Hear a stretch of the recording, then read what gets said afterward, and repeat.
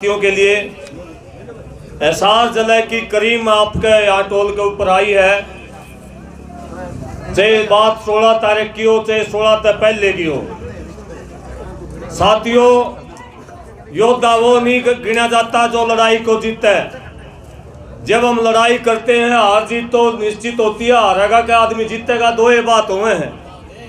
लेकिन हमारे जो हिसार के योद्धा थे, चाहे उनकी संख्या थोड़ी रही चाहे घनी रही, आखिरी समय तक लड़े और आपके बलबूते पर लाठी खाने के बाद दोबारा से फिर आईजी का मकान घेरने का काम मेरे इन हिसार के योद्धाओं ने किया, जींद के योद्धाओं ने किया।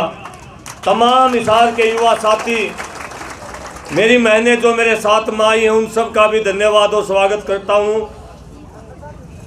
आज आपके बीच में कोई भाषणबाजी करने के लिए नहीं आए हैं, केवल आपका स्वागत और धन्यवाद करने के लिए आए हैं। क्योंकि जो आश्वासन आपने दिया था उससे 10 गुना भीड़ आप लोग वहां लेके पहुंचे। आप सबका पूरे हिसार जिले की तरफ से, पूरे किसान परिवार की तरफ से धन्यवाद और स्वागत करते हैं। जींद जिले का जैसा सुना था उससे सवाया पाया। आप सबको, पूरी कमेटी को बधाई और धन्यवाद। साथियों, आपकी ये बदौलत जो हिसार के अंदर इतनी भीड़ हुई, सीआईडी की रिपोर्ट ये कह रही है कि 1 लाख आदमी वहां पहुंचे। 25,000 सीआईडी झूठ भी बोला, 1.25 लाख आदमी तो थे। 1.25 लाख आदमी वहां जब पहुंचे, कुछ साथी ये पूछ रहे हैं कि बहुत बड़ी जीत होगी, 307 के मुकदमे हो गए वापस।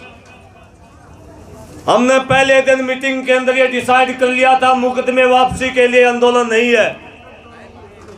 हमारा निशाना दिल्ली की ओर है, हमारा निशाना एमएसपी के ऊपर कानून बनवाने की ओर है, हमारा निशाना 3 कानून वापस करवाने की ओर है। और उसी निशानों को ध्यान में रखते हुए हमारी कमेटी ने फैसला किया था कि हिसार के अंदर एक बड़ा कट किया जाएगा, बड़ी रैली की जाएगी। और आपके प्रयासों से 1.25 लाख किसान पहुंचे। जो बेहुदा प्रशासन हमारे को आंखें दिखा रहा था, जो बेहुदा प्रशासन समझौता करके मुकर गया था।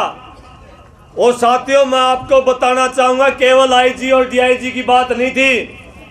जिस दिन ये घटना घटी उससे अगले दिन ही हमारे जो मुख्यमंत्री हैं वो अमित शाह के पास रिपोर्ट लेके गया था। अखबार के अंदर ये खबर छपी और वहां अपने आका से पूछा था इनका क्या किया जाए। हमारे समझौते के बाद अमित शाह के दबाव में 307 के मुकदमे हमारे ऊपर हुए थे।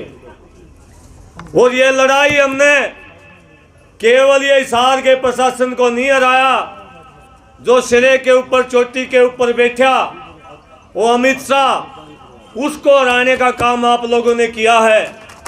इस लड़ाई की खनक दिल्ली तक पहुंची है। कल भी मैं एक पंजाब के बड़े नेता, सीनियर नेता बूटा सिंह से बात कर रहा था। उन्होंने हिसार जिले की रैली का, किसान रैली का, किसान के प्रदर्शन का हवाला देते हुए कहा कि मुझे ऐसा लगता है कि आने वाले 15 या 20 दिन के अंदर सरकार झुकने वाली है। और वो संदेश आप लोगों की मेहनत की बदौलत गया। ये केवल हिसार जिले की बात नहीं थी। आपको हिसार जिले के आंदोलन को आप लोग इस रूप में देख सकते हैं। 26 जनवरी की दिल्ली के काल के बाद इस आंदोलन की सबसे बड़ी काल हिसार के अंदर साबित हुई।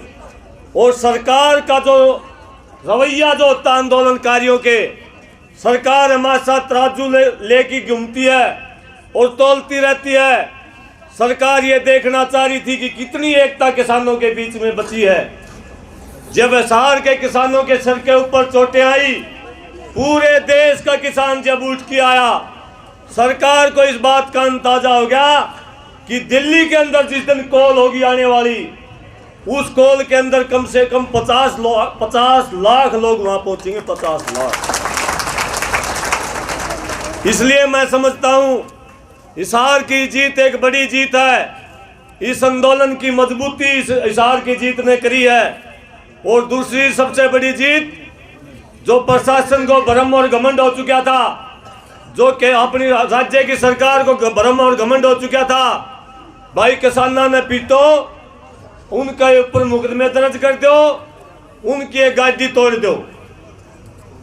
हिसार की जीत के बाद आज भी जब हम हारे थे, किसान का झंडा जब दिखा है, पुलिस वाले राम राम करके लकड़न दे हैं गाड़ियां में। पूरे हरियाणा के प्रशासन के ऊपर बहुत बड़ा दबाव हिसार के इस आंदोलन ने किया है और वो आप सबकी बदौलत किया है।